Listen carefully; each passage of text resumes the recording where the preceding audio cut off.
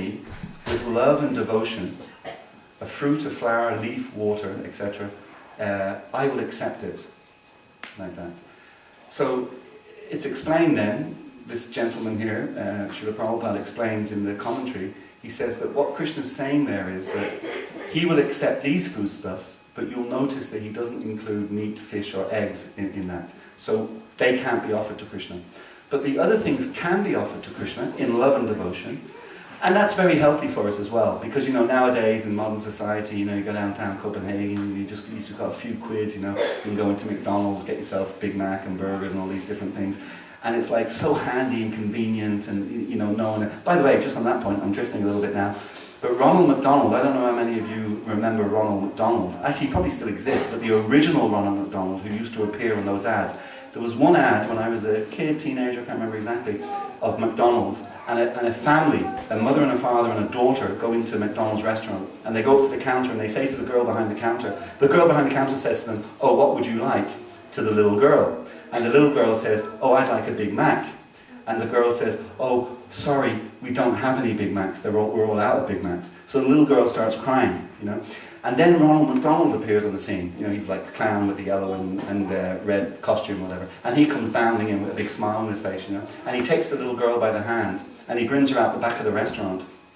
We have restaurants. We have vegetarian restaurants. When you go out the back of a restaurant, it's invariably not a particularly nice place. It's like the back of a restaurant. There's a laneway, there's rubbish. Probably it's not a nice place. Anyway, Ronald McDonald takes her out the back of this McDonald's restaurant into a beautiful field. And in the field, there's loads of cabbages. Nice, green, beautiful cabbages. And he brings the little girl up to one of the cabbages, and he lifts up the leaf of the cabbage. And have a guess what's under the leaf of the cabbage? A Big Mac.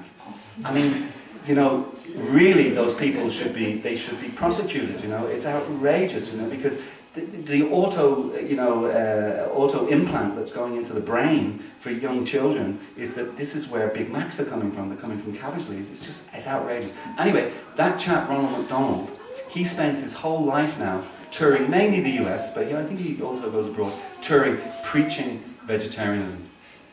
And the reason, I saw an interview with him, the reason he does that is because he says he knows that he's in for big trouble promoting McDonald's for 10, 20, whatever it was that he was promoting. And now he wants to try to address that by preaching. He's a vegetarian himself. And preaching.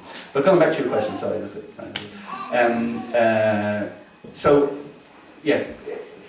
Yes, so it's good. The concept of offering is really, really good for two reasons. One, because it helps us to understand that actually we can't eat anything without nature. And nature is ultimately coming from the Supreme Person. But everything is coming from earth, water, fire, air, and ether. Everything comes from that. We can't just produce food. We need earth, we need water, we need sun, like that. It's all coming from nature. We don't get that in our modern society. Our modern society, you just think it's coming, anyway, wherever they may think it's coming from. So we understand everything ultimately is coming from the Supreme Person, so therefore we should acknowledge that.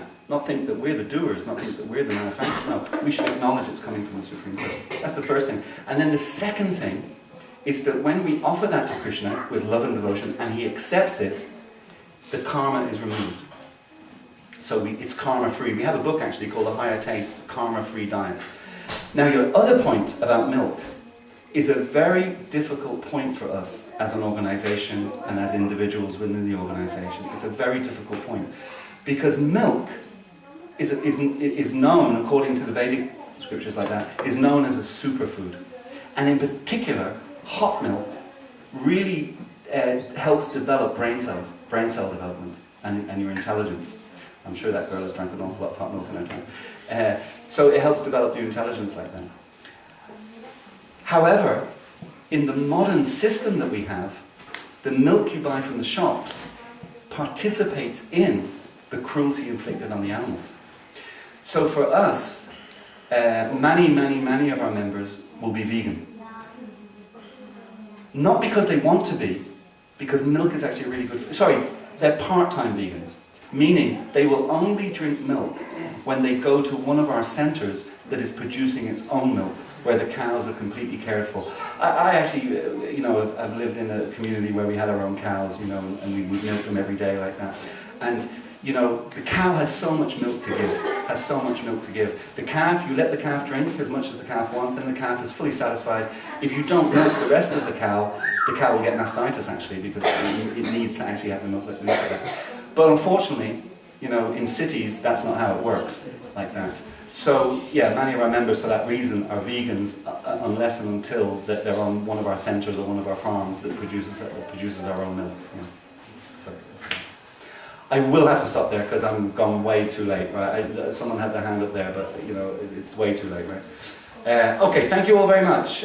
Thank you for coming to the Copenhagen Sunday Love Feast, and we're going to have a little bit of chanting now, and then right after that chanting, we will have that Love Feast. Thank you very much. Hare Krishna.